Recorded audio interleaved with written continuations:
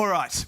You know, there are some unofficial national days that just resonate with the Aussie psyche, the soul, and today is one of them. We are, of course, talking about National Meat Pie Day. Yeah, a day of extreme importance. And while they're perfect for a quick bite on the go or at the footy, today kitchen expert Jane de Graaf and Sarah Stewart are going to show us how you can turn that humble, store-bought pie into something truly gourmet and delicious.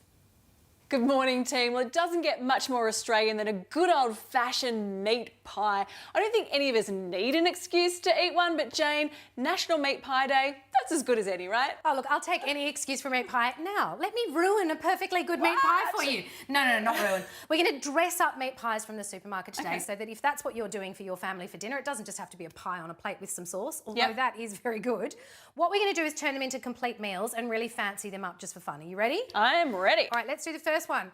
Mash, peas and gravy. It's a total classic. So use the ice cream scoop to scoop your mash out. So make yourself a nice creamy mash. Scoop it on top, do another scoop.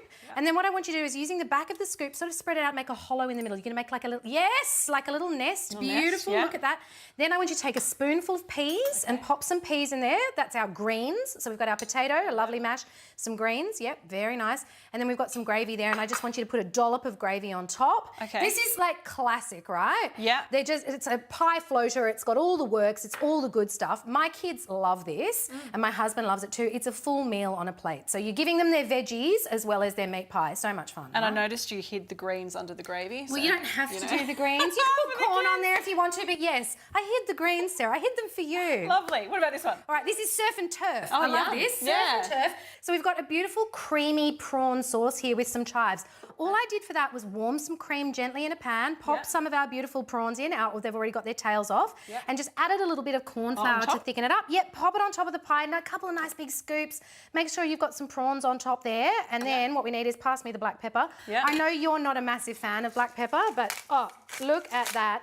Surf and turf. You've got your seafood and you've got your beef in your beautiful beef pie. This is my kind of pie. My hubby'd be on board for that. It's a great way to make it fancy. Fancy pies. Fancy. Oh, this one doesn't look quite as fancy. All right, now I love this. This is like sort of, this got that sort of, leek and Gruyere kind of vibe to it. So it makes the pie a little bit more vegetable heavy and rustic. So what I've got here is some leek that I cooked down in some butter.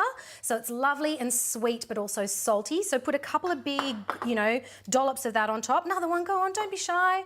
Whole lot of that on top. And then we've got some Parmesan, or you could do Gruyere as well if you wanted to, and we're just going to cover the top of that in some cheese.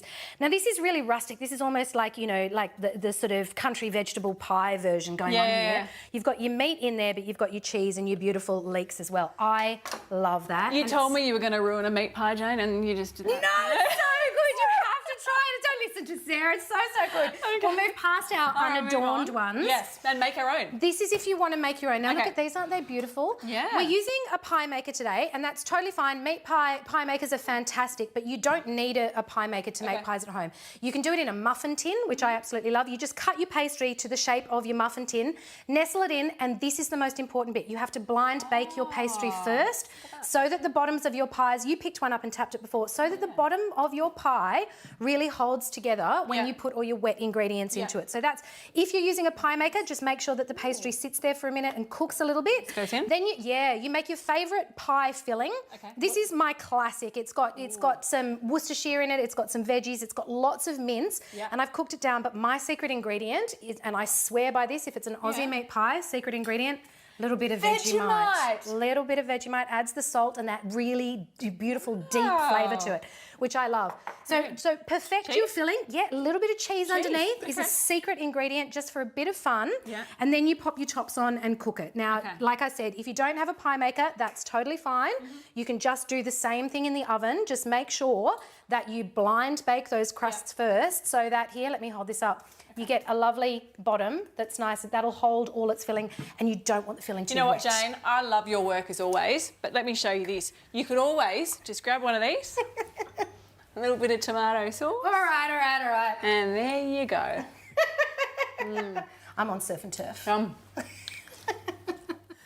Look, I think Sarah's right. I like it if you just get the meat pie and put the sauce on. Don't mess around. Pie and sauce. Can't go wrong.